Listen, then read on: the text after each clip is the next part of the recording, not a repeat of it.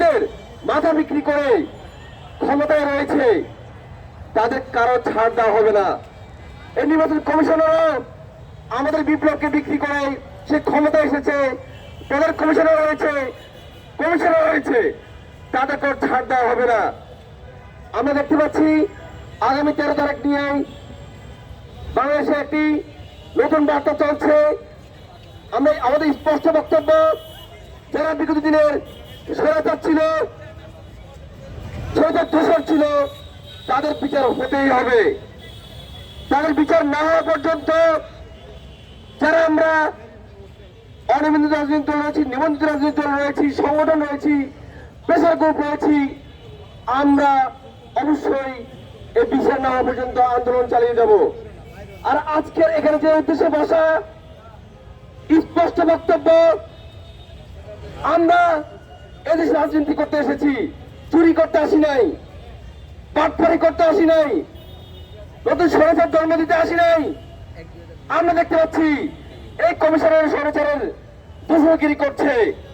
আমরা শুনতে পেয়েছি যে এই প্রধান কমিশনার নিজে বলেছে যে সকল দলগুলো নিবন্ধন পেয়েছে, 5-12 দল রয়েছে, ওই সকল দলগুলো নতুন দলের নিবন্ধন চায় না।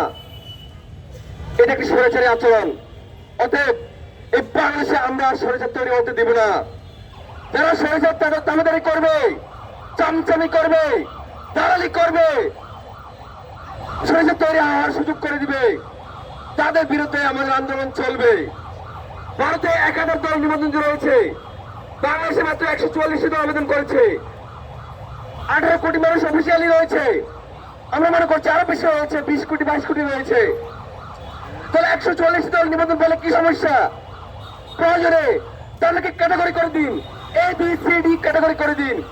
যে সকল দল যে সকল সমর্থ রয়েছে সে অনুসারে তার নিবন্ধন পাবে।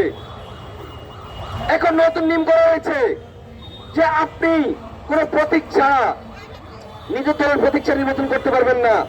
অর্থাৎ যে সকল দলগুলি নিবন্ধন পায় নেই তারা হয়তো জামাতে যোগ দিতে হবে, অথবা বিএনপি যোগ দিতে হবে, অথবা এনসিপি যোগ দিতে হবে।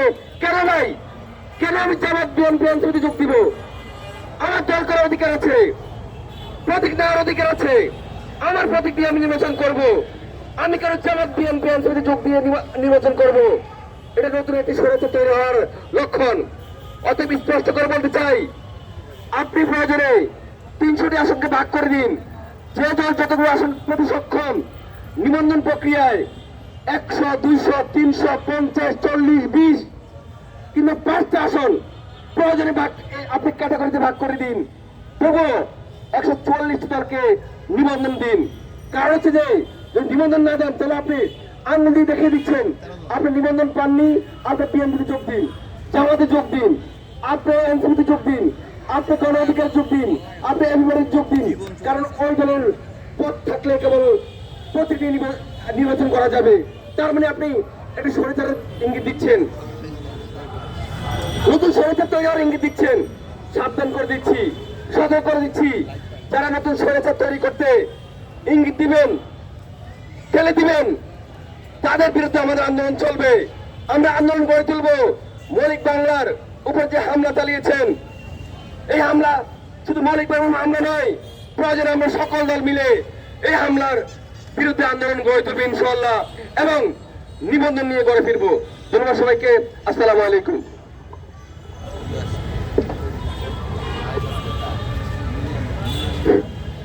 ধন্যবাদ। এখন কথা বলবেন মৌলিক বাংলার সাংগঠনিক সম্পাদক মোহাম্মদ কবির হোসেন। বিসমিল্লাহির রহমানির রহিম।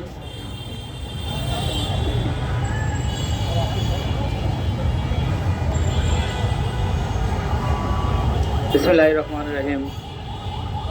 মৌলিক বাংলা দল কর্তৃক আয়োজিত নির্বাচন কমিশনের কর্তৃক দল নিবন্ধনের যে দাবিতে অবস্থান কর্মসূচি গ্রহণ করেছিল মৌলিক বাংলা দল, তাদের উপর পুলিশের বর্বরোচিত হামলা, নেতাকর্মীদের ওপর লাঠিচার্জের তীব্র নিন্দা ও প্রতিবাদ জানাচ্ছি। আমরা বলতে চাই যে নির্বাচন কমিশনকে আমরা চিন্তা করেছিলাম যে 24-এর আন্দোলনের পর তারা বাংলাদেশকে তারা ধারণ করবে, বাংলাদেশের মানুষকে তারা ধারণ করবে। কিন্তু আমরা খুবই লজ্জিত যে এই নির্বাচন কমিশন ঠিক ফ্যাসিস্ট হাসিনা যেরকম আচরণ করছে তার চেয়েও বর্বরচিত আচরণ করছে এখন এই বাংলার জনগণের উপর। তাহলে আমরা কেমন করে বিশ্বাস করব যে এই নির্বাচন কমিশন দ্বারা একটি সুষ্ঠু নির্বাচন সম্ভব বাংলাদেশে?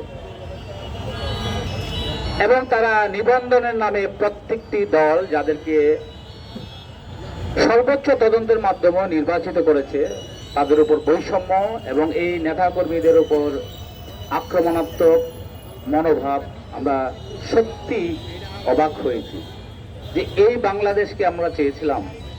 তাহলে কেন আমরা 24 আন্দোলন করেছি? তাহলে কেন আমরা একটি মুক্ত বাংলাদেশ চেয়েছিলাম? আমরা কি সত্যি স্বাধীন হয়েছি? প্রশ্ন এদেশের জনগণের কাছে। তাহলে কেন এই রক্ত ঝরাতে হলো? তাহলে কি আমরা কি আবার প্রস্তুত হবো এই রক্ত ঝরাতে? সাংবাদিক ভাইয়েরা, আপনাদের কাছে কলমের লেখনের মাধ্যমে আমরা জানতে চাই আসলে আমরা কবে মুক্ত হব, কবে স্বাধীন হব?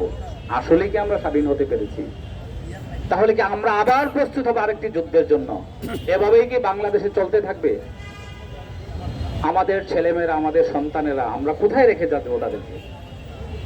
শুধু একটা নিবন্ধনের জন্য যদি এভাবে একটি দলের নেতা কর্মীদের উপর হামলা চালানো হয়, তাহলে এই পুলিশ বাহিনী কি আগের মতো অবস্থানেই তাদের অবস্থান দৃঢ়তা অবলম্বন করছে?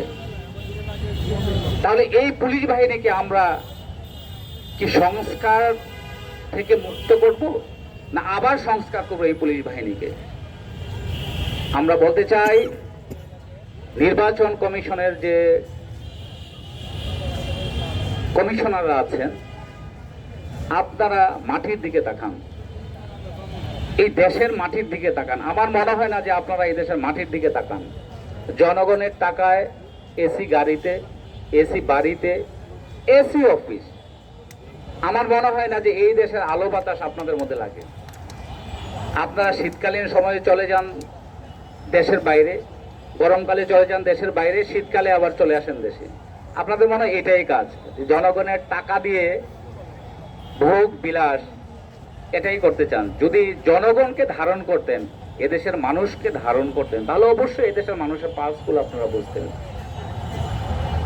আমরা না খেয়ে শুধু একটা নিবন্ধনের জন্য যদি নির্বাচন কমিশনের সাথে আপনাদের মার খেতে হয়, তাহলে আমাদেরকে তো আবার চিন্তা করতে হবে যে আপনাদের মতো মানুষ এদেশে দরকার আছে কিনা। এই নির্বাচন কমিশনের যেখানে বাংলাদেশের নির্বাচিত সংসদ সদস্যদেরকে সংসদে আসন অধিষ্ঠিত করার দায়িত্ব আপনাদেরকে দিয়েছি, আপনাদেরকে তো এই দায়িত্ব আমরা দেই নাই যে আমাদের জনগণের উপর পুলিশের মাধ্যমে আপনারা বর্বরচিত হামলা করবেন। প্রত্যেকটি জিনিসেরই সমাধান হতে পারে। আমাদের তারেক ভাইও অন্বেষণ করেছে, আপনাদের ন্যূনতম হৃদয় কাঁদেনি। একটা মানুষ মৃত্যুর পথযাত্রী ছিল, তাও আপনাদের মন কাঁদেনি। তাহলে আমরা কি চিন্তা করবো আসলে কোনো দেশের, কোনো রাষ্ট্রের, কোনো সংস্থার ইশারায় আপনারা চলছেন, বা কোনো দলীয় ইশারায় আপনারা চলছেন? যদি এই হয় তাহলে আপনাদের সেই হুদা কথা নিশ্চয়ই আপনাদের মনে আছে, মনে হয় তার চেয়েও খারাপ অবস্থা আপনাদের হবে। আপনারা কিন্তু আপনাদেরকে ছাড় দিব না, আমরা দেখছি আপনারা কি করছেন। আমাদের বিস্ময় হয় আসলেই কি আপনারা নির্বাচন করতে এসেছেন না কারো তাবেদারি করতে এসেছেন। আমরা এর তীব্র নিন্দা প্রতিবাদ জানাই এবং আমরা এখনো বলছি যে আপনাদের সুবুদ্ধি যেন উদয় হয়, আর তা না হলে আমরা আবার পরবর্তী কর্মসূচির জন্য আপনাদের বিরুদ্ধে অবস্থান নিব। ধন্যবাদ সাংবাদিক।